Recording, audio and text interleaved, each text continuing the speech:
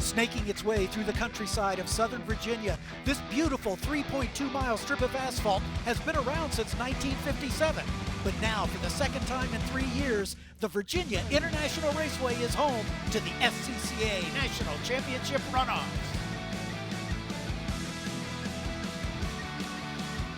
Hi everybody and welcome to Virginia International Raceway. It is the 59th running of the SCCA National Championship Runoffs.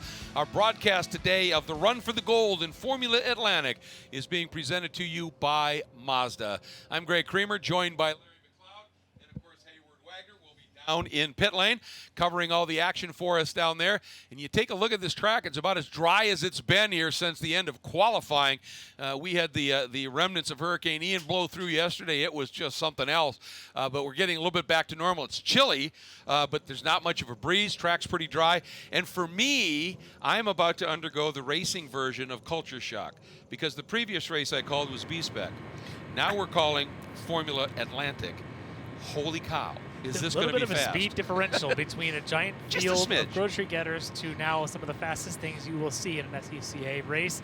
These Formula Atlantics, there's a mix of the classic Formula Atlantics. We throw in a couple of the Formula 1000s now included in this group, and even a Formula 3 and F3 in this crowd. So very interesting mix of things out there with wings. Yeah, it is going to be interesting. And don't get me wrong, the B-Spec race, if you haven't seen it, folks, it was phenomenal. Great fun. I love calling that race. This is just the other side of the coin. It's apples and oranges, if you will. Let's take a look at the track map here. And as you can see, this track, 3¼ miles long, 17 turns really, but it almost presents as three different venues. The first section's very twisty. Lots of opportunities for good drivers to try and gain a gap if they can as they plummet down to that downhill braking into 1.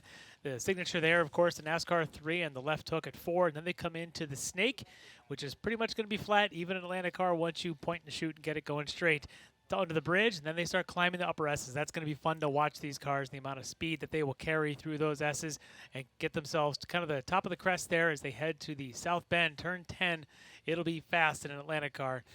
A little bit of a downhill, back up again, and now the slowest corner on the track, or one of the two slowest corners. Turn 12, Oak Tree. The Oak Tree's not there, but it is slow and treacherous. But if you get it right, the reward pays off all the way down the back straight to the top of the roller coaster. What they will then go down the coaster, heading towards the infamous Hog Pen. And in the amount of speed these guys will be able to carry around Hog Pen, it's going to be a lot of fun to watch as they run down the front straight again. Yeah, absolutely, and it really is a fascinating lap. And you think about it, when you exit 5A, 5B, and you're through the snake, you start a gradual climb up to the high spot of the track, and then you come down that back straight, it climbs and drops a little bit. Well, when you go down the roller coaster, that gradual climb you made, it happens in a huge hurry there, and it is really, really interesting. Let's get down and hear from the third member of our broadcast team, Hayward Wagner. What's the news from the open wheeler? Guys, as you can see, the Atlantics are rolling off the grid right now. These are real race cars. You were just making the comparison between Formula Atlantic and B-Spec. B-Spec, where we talked about the accessibility of that class, how easy it is to get involved. This is a class of heavy commitment. These are fast, oftentimes temperamental cars, and we're going to see potentially a really good race between the front two cars on the field.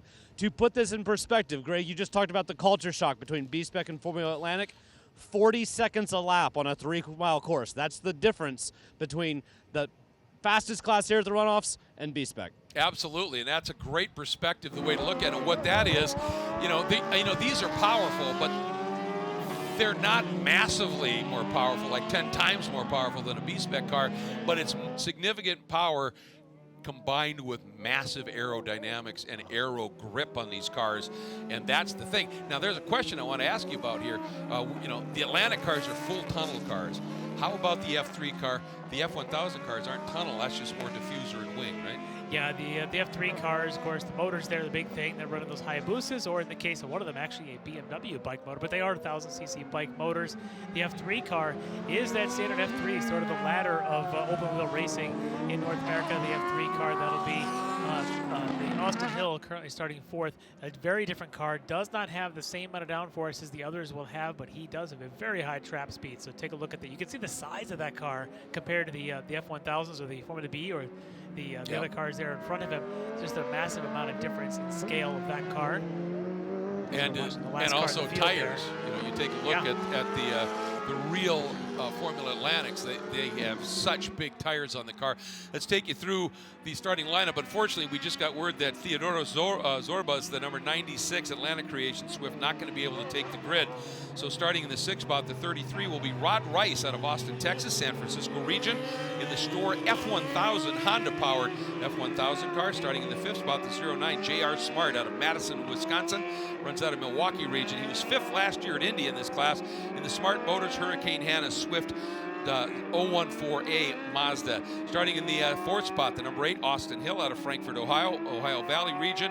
He was 3rd at Indy last year, but in the FX category, making his 3rd start in the runoffs. And this is the Ligier Crawford JSF3 Honda that Larry was just talking about. Starting 3rd, number 2 Anthony Seaber out of Hillsborough, North Carolina, the North Carolina region.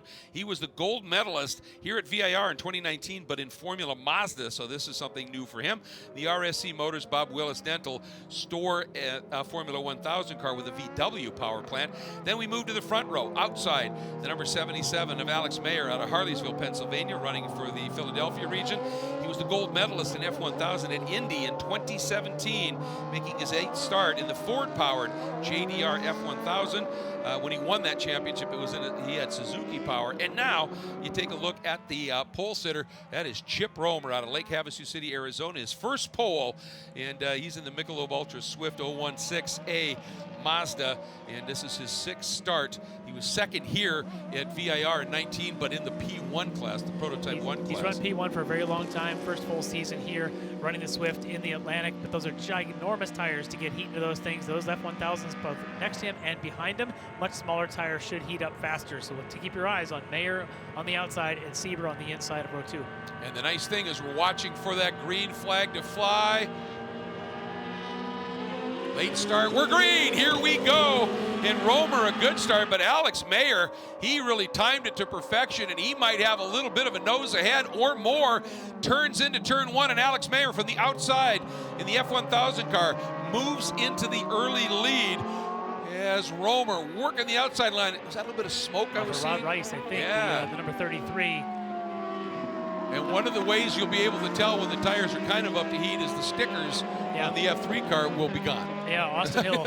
Austin Hill ran a race earlier this morning in the Formula X category. He's now run 2 years in a row doing both Atlantic and X. But this is a much larger car. It's going to take a little bit more time to get the heat in those big tires. Didn't even get the stickers off them. So keep your eye on his pace later in the race. But up front, Mayer taking advantage of the small, quick heating tires to be able to get the jump on Romer. See if Seaber can do the same thing. So Seaber, first name goes by Victor. He also has the same sort of deal. He's got the smaller tires that heat up faster. Thinking perhaps he may not have the power, though, to keep up with Romer in that true Atlantic in front of him. Well, you have to take advantage of whatever works for you. And if you've got a narrow tire that comes up to you, attempt quicker, go for it. Get out there, try and build the lead up, and make the guys chase. Once Romer gets those big meets up to a temperature and therefore pressure, obviously, with the great aero on those Atlantic cars, in terms of, they do have the wings, and that creates some drag, but most of their stick is developed through the tunnels underneath the car. And once they get up into that aero, the amount of speed they can roll through corners is just incredible. Yeah, talking to Romer and going back and forth between his P1 car, which we'll see later in the week, and this car, in fact, we'll see it later this afternoon, and this car here, his true Atlantic car, he says that the amount of grip and turn in is significant. And around he goes! And he's going to force Seaber in contact between he and Seaber, unfortunately. How bad was it? Oh, and that Seaber's right rear, as a result, deflated, and he is going nowhere. I don't know about Romer. Oh, man, and nothing Seaber could do about that. No, he tried to jump into the grass to get around him, but Romer was still sliding quickly. That big car continued. You can see coming down the hill, Romer turns in, catches a little bit of that curb, sends him around. The tire's still not hot enough. Seaber trying to go around, and unfortunately, just that left rear tire DB'd it very quickly. Yeah, and it's interesting, Romer, he didn't clout that curb that hard, and it just snapped suddenly, so I wonder if maybe he was on that curb and doing a downshift or something, and it just came around on him because that was so sudden. Twitchy, lots of power, and again, we're still only working lap 2, not a lot of heat. In the qualifying sessions, it would take him 3-4 laps to get the full heat in that thing, whereas the F1000 or here with the car of Alex Mayer, a lot of heat right away. Alex's worst nightmare now would be if we had to go full course caution. We'll see if Seaber can get his car rolling, and that's going to be an issue because he is right at the edge of the track with a debeaded rear tire. Yeah. Keep our eyes on that. But Mayer right now sees nobody in his mirrors. Second place, I believe, just fell to Austin Hill in the F3. There he is. Almost has all the stickers off. That right front still with a stripe and a sticker on it. And you can see that car, as you said, it's the Formula 3 car as Romer was able to get down into pit lane.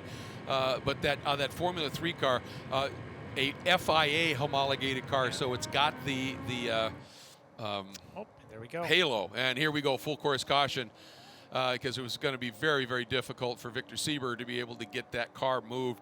And man, he came so close to avoiding Romer. He was within an inch or two of being able to get around him and continue on. Unfortunate for both of them because both these guys are super fast. This is Seaber's home track. Oh, big twitch there, even under yellow. Big twitch there for Austin Hill coming down that. He just caught a little bit of that curb, kind of the same thing that Romer did. But those two now bunched up. This is going to be fascinating because here's the difference between these cars. Mayer's got some good torque with the bike motor. He can get off. You saw the jump he did on Chip Romer at the first drop of the green flag. Austin Hill's car has got all kinds of top-end power. He's already reached 152 miles an hour on the straight in just 2 laps. Watch the dynamics of these two cars. If Austin Hill can get some heat in those things, as one car will have an advantage coming off the corner, the other will catch him at the end of the straight.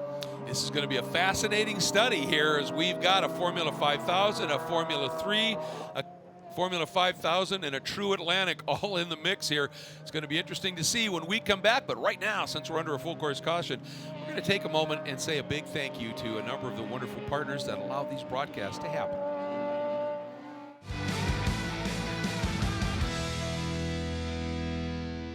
Focus, guys. We're in a race to the finish, okay?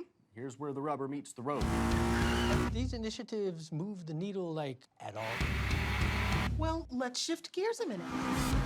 We're really kind of at the apex here.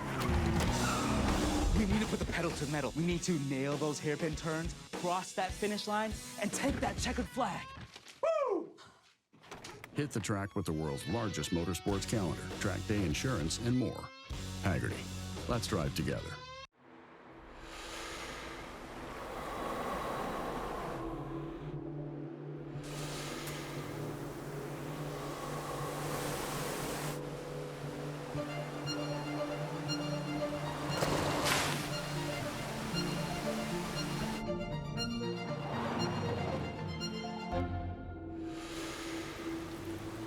Introducing the first ever Mazda CX-50.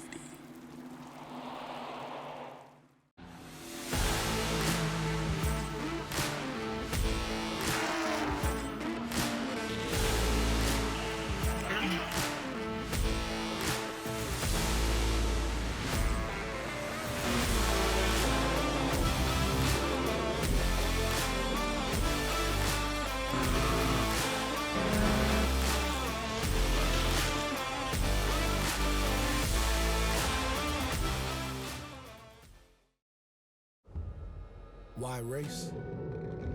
Because it's in our blood. A love of driving that pushes us as hard on the road as it does on the track. It's why we reinvented the Roadster and put a piece of it into every car we make. It's why we refine, rethink, and refine again. And it's why we'll always engineer to your heart's BPM, not simply an engine's RPM. Why race? Why indeed? Welcome back as we continue under caution here in the run for the gold in the Formula Atlantic category in the 59th running of SCCA's National Championship Runoffs here at VIR, Virginia International Raceway. Our coverage brought to you by Mazda. And tell you, this is such a glorious venue. It is the first, really, of the motorsports clubs. It was, of course, just a glorious racetrack back in the day, fell into a bit of ruin, was picked up and refurbished and turned into a motorsports club. And the villas up on the outside of the climbing S's, nice. one of the greatest views, I think, in all of motorsports for a hotel room, if you will. The lodge here, there's so many things you can do here, the garages for the teams. And actually, there are rooms, apartments above the garages down in pit lane. So no matter where you want to stay, you can do it here. And there's this great racing facility, but there's off-road stuff you could do. I mean, you awesome venue pretty for much this do event. it all, and it's just an incredible If you're racetrack. Spend 8-9 days here. It's a great venue. It just feels like a classic racetrack with all the possible amenities that you would want. And it is, it's an incredible racetrack too. I mean, it prompted Paul Newman to say, if there's a heaven on earth, it's probably VIR. Just because it is so beautiful and it is such a challenging track. And for Alex Mayer, Austin Hill, Rod Rice, J.R. Smart, it is about to get more challenging as we are going back to green in this 35-minute or 15-lap race, whichever comes first. Big move there by Rod Rice, caught Austin Hill napping a little bit as Mayer just rockets away, and Austin Hill played that to, Rod Rice played that to perfection. And part of the problem is that car Austin Hill is driving, it's got a lot of power in it, but because of that, the FIA regulated spec with all the crash structures and such, it's a bit heavy and it just doesn't launch. She's a big girl. That's a lot of car to get going off the line. And those F1000s are, the car that both Rice and Mayer are driving. Have got a lot of torque in the right gearing. Mayer was very excited about these starts. He showed it once already, jumping Chip Romer on the opening start. And again, he took off for the story there. Rod Rice getting things going there and using that opportunity to get by the much larger car that Austin Hill's driving. But don't count Austin out, because his trap speed should be somewhere around 15 miles an hour faster than the two cars in front of him. So if he can stick with them coming up to Oak Tree, there could be a side-by-side down the back straight. So, really, for Alex Mayer and Rod Rice, right now, make good your escape, because this is your advantage. Your tire's going to come up a lot faster. But look at this. Hill now right behind Rice as they come out of this turn, and you would think now for Austin Hill, watch that power as it just starts to pile on. Yeah, seriously, watch him motor, watch him just catch them quickly. You can see it as he comes up the hill. There's no problem with that car climbing the hill. Look at the speed. Yeah, just it walks around him.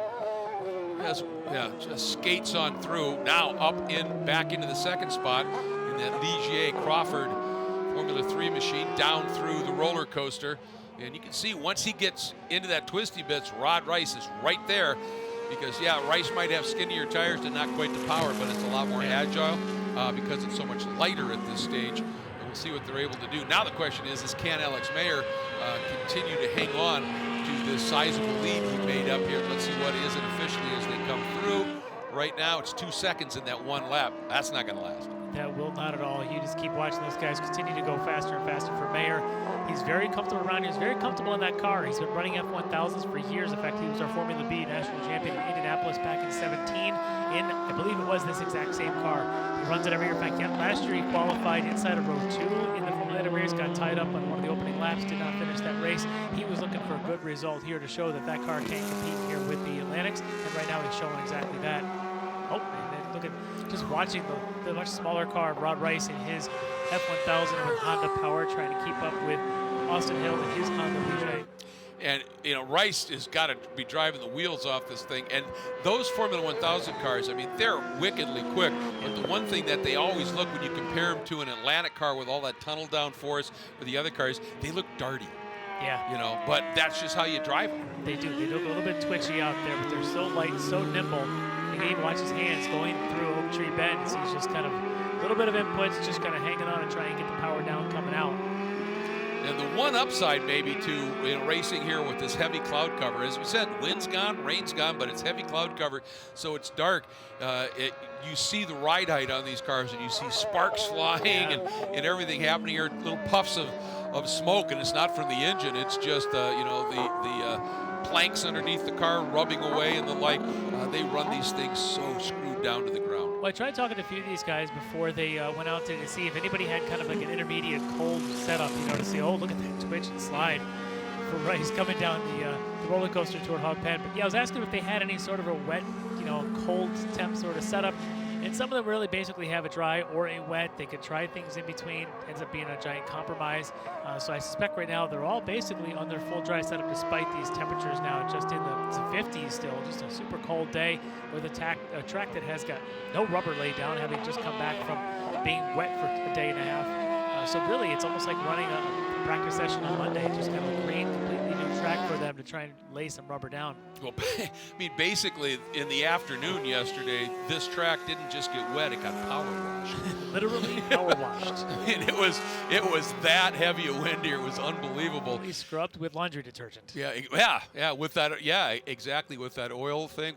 Are we watching sector times here between Mayer? We never saw the bubbles yesterday. That was upset me. Yeah. I'll be honest with you. I haven't been watching sector times because my jaw's been on the table looking at the trap speeds of Austin Hill. I think I saw one. He was at 156. Yeah, it was 153. 153. He's faster in sector 2, faster in sector 3. I believe he was about a half a second slower in sector 1. So these two training sectors, about 2 seconds between them. Mayer got his tires up to temp early. Austin Hill may now have his up to temp, but we could easily have a good race on our hands between these because it looks like Austin Hill is rolling them in. And here's the other side of the coin. They make their speed in completely different ways and places. They have the 2 fastest laps of the race. They're separated by 1/10 of a second. Yeah, look at the trap speed. 8 miles an hour difference for Austin Hill. 154.2 for him. Alex Mayer giving it all he has with a 146.2. At 8 miles an hour translates to a couple of car lengths as they come down that back straightaway. So it may look like he's got a gap, but Austin Hill pushing hard to keep up. Alex Mayer, his best move right now, probably just listen to his team and to let him know maybe when he's within a second. Other than that, just ignore those mirrors. Yeah, absolutely. And I mean, it's this sector, the first sector, where he has to drive the wheels off this thing. And he's been doing that. I mean, he's been running some really, really stout sector times that has given him a little bit of an advantage, a half a second here and there. But then those final 2 sectors are for Austin Hill. And the one thing that we haven't mentioned that we probably should, and you may have noticed that when Austin Hill, it takes him, once he comes out of Oak Tree, takes him a little while, and then you see him suddenly just almost launch forward. It's a turbo. And so when you know that thing too, everything else here is very worried about a rain event, which obviously everybody was concerned about. His concern was, how do I control this ginormous car that has a turbo in it? It's just a rocket ship, but it also comes on like a rocket ship. So he was pretty happy it's dry. Alex Mayer was kind of hoping for some wet. I bet he was. But right now, he'll take whatever he's got because he does have the lead. But it is a diminishing lead as Austin Hill took 2 more tenths out in that sector. No, actually, I take that back. Alex Mayer a little quicker on this lap. Actually set the fastest first sector on this lap. But Austin Hill's been faster than the other 2. So it's still about a 2-second lead, but still early. Well, he's played, and I'm talking about Alex Mayer here, he's played his cards the best he can play them. Yeah. Get that lead built up, make Austin Hill chase him, and hope Austin makes a mistake, something that gives him a little bit of a breather here. So far, Austin has not done it. He's driven well within himself and just continues to chip away at it. But I'm looking here at the time, and it's a 35-minute race, right? And we have a little over 15 minutes, so we've got about 19 and a half minutes to go here. And if Austin Hill is making up tenths of a second, that's not going to do it. He's got to make up some chunks here. He needs to get a half a second here and there to really try to chip into this. I mean, he can still see him, and that's what you want to be able to do. Exactly. But he just lost a half a second in sector 3 on this lap, and that's in a sector where he should have the advantage. That's from the South Tower all the way to start-finish. He did not use that advantage. Maybe a little bit slow down the roller coaster. But he definitely needs to start chipping away as we're now passing that halfway point. Cannot wait till the end. Yeah, he needs to do what the latest popular catchphrase in college and NFL football. He needs some big chunk plays. And he's got, all of the capability of it for sure. But right now, I mean, give it up for Alex Mayer. He is just right. Look at that. And now he's 38.4 first sector time. That is stunningly fast. Yeah, just to compare the pace of where they were on Tuesday, Wednesday, and Thursday during qualifying. Well, we had just 3 of the most beautiful fall days you can imagine here at the Virginia-Carolina border. Alex Mayer was a 45.5 qualifying time on Wednesday. He was in the mid-46s on the other 2 days. For Austin Hill, 48.4. So right now, neither one of them yet down to their qualifying pace, but starting to get down there. Mayer now in the 48s on his last time by. But I suspect as the track continues to stay dry and the tires continue to build heat, these guys have to just continue to do qualifying laps because Mayer knows that Hill's back there. He can't let up at all. Yeah, this is it. I mean, he's got to drive, as you said, a race of qualifying laps. And Chip Romer must be beside himself because he qualified on pole by almost a second. And, that contact, obviously, by Victor Seaber that broke Victor's right rear tire. Obviously, it must have dinged something up on the suspension of Romer's car, because he would be sitting in the pits. Yeah, because Romer's qualifying time was another second in front of Alex Mayer's time. He was in the 44.7s. He definitely was licking his chops and the chance to get heat in the tires, but he did tell me he was worried that it was going to take him a while, maybe 4 or 5 laps to get heat in those things, and I suspect clipping a curb with cold tires probably might have been his demise. Well, this is pretty impressive. I mean, Alex Mayer just reset fast lap at the race at a 48.5 and has really stretched that out again. He is just wheeling this thing. This is a driver who is on his game. He's very comfortable, as I mentioned, in this car. Has so much seat time over the last 7 or 8 years in this thing. All the conditions. He told me they actually ran an entire season with probably only 2 dry races. So he's comfortable in the rain, comfortable in the dry. Out here, he just knew it was going to come down to a dogfight of which car had an advantage. Worried about the True Atlantics and their power and their ability to just throw it to the corner. But right now, with things coming to him, he's got to be at least happy right now and just hitting those marks and doing his usual thing. Well, you know, whatever the circumstances are, all you can do is the best you can do in the car you have. Yeah. And he is executing to perfection. His last lap is second quicker, and that margin went from 2.5 to 3.8 seconds. So you would certainly be thinking, when you take a look at those speeds, that Austin Hill would be closing in on him. But the minute they, from 14 down through the exit of the hog pen turn, which is just a tricky corner, and all the way from 1 to 5, Austin, it just doesn't have any kind of an answer for Alex Mayer. Yeah, Mayer is quicker by a full second in the first sector, 38.7 to 39.6, just the first sector alone.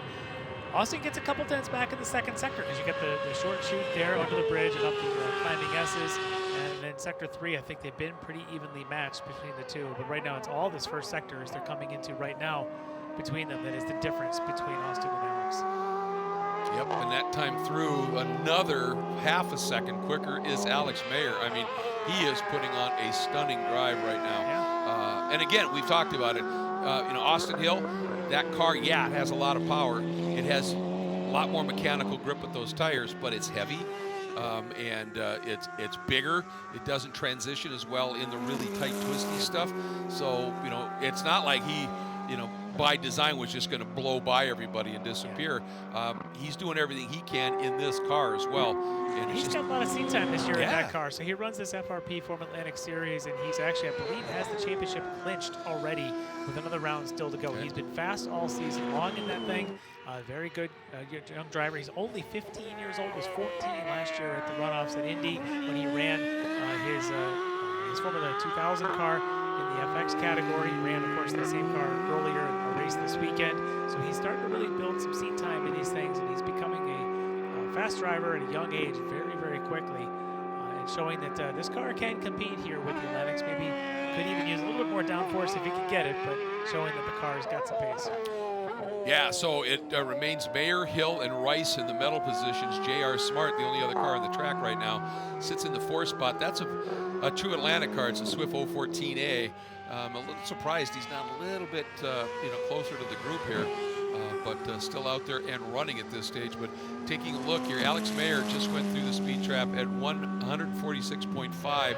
Austin Hill comes through at 154.2. So, considering it's a Formula 1000 car, Alex Mayer's getting some pretty good steam out of that thing down the straights. He's not doing too bad. It's got a great punch coming off the corners. Lots of torque in that motor to be able to get it up there. And at that point, it is pretty light. It's probably got the wings trimmed out just a little bit, as much as he can, when he's going to chase down Atlantics and he's in a Honda F3 car.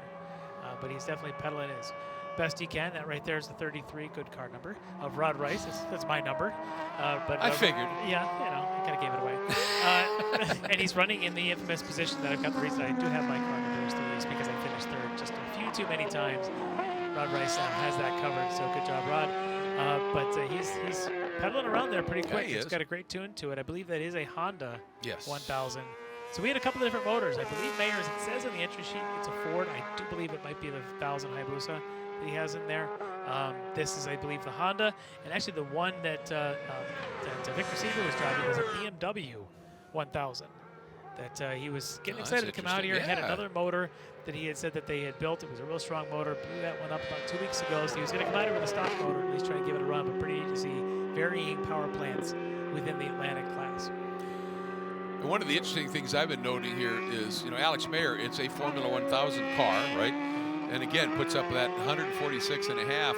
I've been watching Rod Rice's times. It's about 140. So Mayer is got a 6 to 7 mile an hour advantage in a straight line as well. So that's really working. And that's one of the things, there isn't a Formula 1000 class at the runoffs anymore. So you're either here or you're in FX. Yep. And I presume in that, no, that's Austin Hill who was running in second. That's Hog Penn. That's a long way to go through the grass. He wants to keep the momentum and not spin, and unfortunately, he's going to go around. It's going to be an opportunity now for Rod Rice, who's about 15 seconds back. We'll see if Austin can keep it going. The problem is that once you give that slightest bit of input on this wet grass, on those hot, slick tires, there's just nothing home. See if he can keep it going. J.R. Smart also out there in the Atlantic Swift. Let's watch him come down. Does he catch a little curb? He does. The same thing that we had seen Chip Romer do in his Atlantic on those opening laps. It's the same thing here that Austin does, and unfortunately it's going to cost him quite a bit as once he goes around, the car stops. Hard to get going again. It should elevate Rod Rice, driver we see here now, up to second. So that's why you never give up.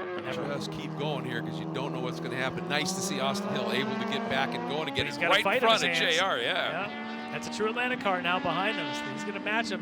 In fact, that Atlanta car will be quicker through this sector here, through the twisty bits. With all the grass on Austin's tires, probably not going to help him through this either. Well, and I think one of the reasons that, and maybe JR is just overly concerned, or understandably concerned, maybe the better way to put it here, about not wanting to get on the curbs, not wanting to run off, because he is giving a lot of room to curbs and exits. To me, every track has these commitment points, as I call it, that sort of tells you where you are. And take a look at where J.R. Smart places his car at the exit of South Bend. Well, we're not going to see it this time by, that was J.R. And you see how far, lot of buffer to that exit curve. And, that just tells you that, at this point, he's just not willing to get right to the edge of the track and flow all that speed. And I get it, like we've talked about this track. It slopes down, the grass is wet, you go off. It's a bit intimidating here. The risk reward is pretty high if you do end up putting that off. So just keeping the car key. He's just watched. He probably saw Austin Hill coming back on track in front of Rose that day. We still got a couple laps left. If I can keep it on the track, Austin maybe will have trouble again. Just got to wait and see. Maybe things will come to him. I think we're going to get to our 15 laps here because we've still got 10 minutes left in the race. 149's out there with a pretty good clip. Look at even now for Smart, a little bit of a twist. Did you see what I think what the problem is there is there's a little puddle. It's seepage that's been catching him. I just saw a spray, and I thought it was just the car bottoming out. Just changes the turn-in point, gets a little twitch towards the curves. Yeah, there's some fluid that's just catching him out just a little bit. I do want to take a moment here as we're watching this is to give a shout out to Kerrigan Smith and the whole operations team at VIR here, because it's such a beautiful venue, but they continue to work on improvements, and they've made changes to some of the guardrails, bringing it up to, I think it's the FIA Spec 2 level, and just continuing to improve this place in lots of ways. And when you start with a venue that's as beautiful as this, and then you continue to tweak on it, this is truly a destination location here. It is. And a lot of the drivers I've talked to said this is in their top 3, if not their top 1 of the tracks that they like to run. A bit surprised the numbers here for the runoffs are down a little bit. I wonder if it's a bit of a hangover from Indy, but I think next year, coming back here, which is what they're planning on as far as I know, could be very good for a lot of folks who have maybe missed the chance this year to get back out. And if you're not going to race, come on out here. Grab your worker whites, get out to a corner, and do some flagging. This place is spectacular to flag. The views are tremendous. The racing is awesome, side by side all over the place. No better way to watch a race. And Alex Mayer just running like a metronome right now, just clocking those laps in. And so that isn't a rumor. I mean, we heard one of the drivers, I thought he was joking that he loves racing here so much that he was trying to, hey, we're coming back here, right? But that is the rumor. That's the talk. They want to try this back-to-back years, give folks a chance to maintain their setup, develop their cars a little bit, kind of get used to it, and then who knows down the road where things will go. But that's at least the plan I think we're working towards, which would be very great for a lot of these folks. I'm sure the West Coasters are like, oh, come on. But then, if you're on the West Coast, pick one of these 2 years. If you didn't come this year, get back here in 23. It's worth the trip. Yeah, this place is special. Yeah. Come and enjoy it. And Paddock is great. Paddock is huge. There's paddock for days. It's not one of those tracks everybody's packed in tight and there's no room. And even the grass paddock everyone's worried about, there's a couple of low spots you got to watch, but honestly, because most of the grass paddock is actually on a giant hill, the water runs off pretty well. You just got to watch a couple little low areas, but frankly, it's no big deal. And I think this year we got to see kind of what, fingers crossed, the worst Mother Nature could throw at us. Yeah. I hate to say that because it could always get worse, but it really tested how well these grounds hold up, and I think it held up pretty well. Well, I think the only thing worse than what we experienced here would be like a blizzard, and I just don't see that happening here. So I don't see that happening here. How dare you say that? We just said we're coming back next year. I don't think. My point is I'm from Minnesota. You're not going to have a blizzard here. Trust me. But let's watch this other spot now as I'm trying to talk my way out of this. Down at 16, right in here. See if you can see it. He runs wide up. You see it? There's that little patch of water. And that might just be a little seepage. And I think it wasn't so much getting the curb on the inside. It was the tire hitting that and skating. Yeah. Catch the back tire there. Yep. Kind of skips him around. For this guy, though, happy to see the white flag. 3.27 miles to go for Alex Mayer, who has just been putting on a clinic. He has. It has just been, did exactly what he needed to do on both starts. Use those skinny tires that come up to attempt to build as much of a margin as he could, and then hope that when the, in theory, faster cars come after him in the race, that somebody makes a mistake, and that is exactly what happened. And he's just been superb at this stage, and Rod Rice able to take advantage of that. The last time by, Rod's advantage over Austin Hill was 10 seconds, and we'll see just how close that is this time. Austin's been clipping around about 3 seconds a lap faster. Yeah, it's down to but I don't know if that's going to be enough. 7 seconds, yeah. I'm not sure he can quite get Rod into view. Yeah. But last lap we're on right now. And for Alex Mayer, qualified a really, I thought, impressive second spot, just generally.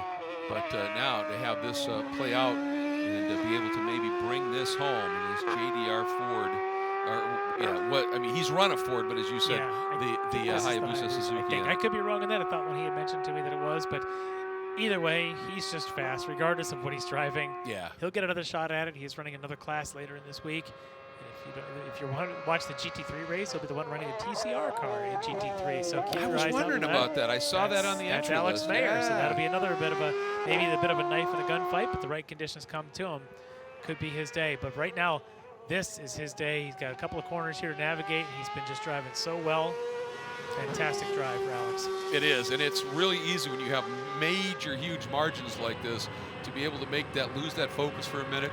He did not. He was perfect. Hand in the air, fist pump as he has gone and earned the gold medal. Alex Mayer from Harleysville, Pennsylvania in the Philadelphia region getting his gold medal here. And here is Rod Rice, who equally good, just didn't have quite the top end of Mayer and didn't have thus the speed. You can see how much Austin Hill has made up, but guess what? Rod didn't make a mistake, and that's going to result in a silver medal for him. Yeah, sometimes mistake-free, even if it's at a slightly up pace, will get you a better position.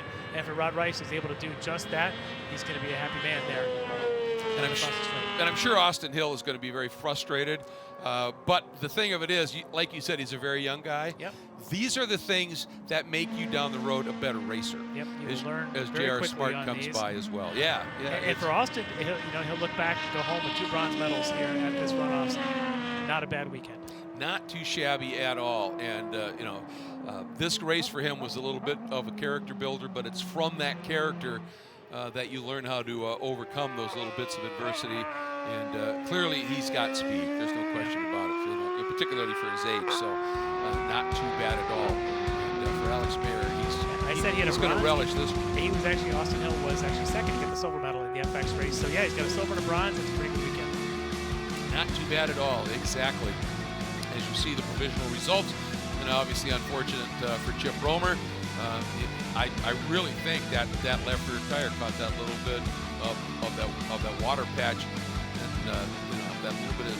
I don't think it's seepage like something coming up through the track. I think it's something released from the curb. Yeah. That got trapped in the curb a little bit and it just caught him out. So, but it caught a couple of guys out there. So It definitely did. Yeah, caught a few out there, including Austin Hill. Another one of those that spun right there. That's part of this track. You've got to know every nook and cranny and every inch of it. And today, Alex seemed to have good track knowledge to put it to the victory. Yeah, he placed his car where he always needed to, and I'll tell you what, it was just really impressive the drive that he put in because, you know, as I said, it's so easy when you get those big leads to just let that focus slip for a minute. You know, you're driving down here and you go, man, those villas are pretty. Yeah. Oh, man. You know. There's no one on these grounds who smiles more than Alex Mayer. If you haven't had a chance to see one of his interviews, he's always got a grin on his face. Happy young man all the time. And look at him. And look ecstatic. Can't even get the belts loose. He's so ecstatic. And look at the slipperiness, the design of that chassis. Yeah. You know, it channels the air. It isn't tunnel, so it channels the air in every conceivable way that it can. And man, he wheeled it. Absolutely superb. And you know, you've driven a good race when you're out of the car and celebrating before the guy you finished second even enters pit lane. That's not too bad at all. And you can see the Hans device coming off, and now the helmet will come off. And Hayward, I'll tell you what, this guy, it was metronomic perfection for Alex Mayer. Alex, you've been to this event a few times. You've had some good luck. You've had some bad luck. How does it feel to go flag to flag? Oh, it feels awesome. A shame, you know, other people had some issues there. Really hoping for a good race there with Chip and Hill. So it was good. It was awesome. But to go flag to flag is great. I was looking at the tires. Did you go out on hand grooved? No, we actually went out on slicks, but we did a little something to get a little extra heat. So I think that made the difference in the beginning there. Congratulations to you. I know there's a few people here you need to thank. Oh, yeah, there's a lot of people here, especially my family. They helped me out from the beginning. My dad, Mike, my mom, my sister. They're around the tracks, so helping me out with traffic and timing and all that as well. You know, Willwood brakes. Guys, this thing stops on a dime every time. Hoosier tire. Things are amazing. As you can tell, flag to flag, and we'll use them again. Well, congratulations on the win. You get to take one more lap. Enjoy it. Awesome. Thank you. Yes, the lap of honor, the victory lap here at the runoffs. That's a pretty special one indeed. And we're seeing, I think, nobody a car. smiles more than Alex. No, man, he is just happy all the time, and great to see that he's going to enjoy that victory lap. He's got a face designed to smile, he doesn't just he? does. It just is ebullient, I think, is the phrase. Let's get back down to Hayward. Austin, another runoffs podium for you. Silver or bronze this time? Bronze. Okay. Talk to me about your race. What was it like? It was all right. There was still a little bit of water out on the track. I mean, obviously it was the slicks for tires, but there was still like water lines on the track. That's what ended up getting me to spin out in hog pen. There was a water line coming down, and as soon as I hit it, the front just went into a steering lock, and then I went right off into the grass. But overall, it was a pretty good race. Me and Alex were swapping fast times back and forth. Well, congratulations on the podium and the recovery. A little bit of cleanup to do, but not too bad. We'll see you back next time. Thank you. Rod, your second place finisher, came in the wrong order. Congratulations on the runoff podium. How's it feel? It feels great. It was my first time ever on this track, so it was a big learning experience for me. So I just stayed clean. I got great starts. Every start, passed cars, passed 2 cars on the first start, passed another car on the restart. So went pretty well. Just stayed clean. And these Formula V cars did okay in FA, didn't they? They did okay. I think we need a little bit more power, but yeah, they did all right. Imagine that, guys. A race car driver wants more power. Congratulations on the podium. Thank you. Hey, if there's one thing I've learned over the years, and I understand it completely, is race car drivers are greedy. Always want a little bit more. Taking a look at some of the highlights here, and here's Alex Mayer around the outside of Chip Romer, down into that first turn. Used, as you said, Larry, those skinny tires, got him up to temperature a little bit better, and started to check out.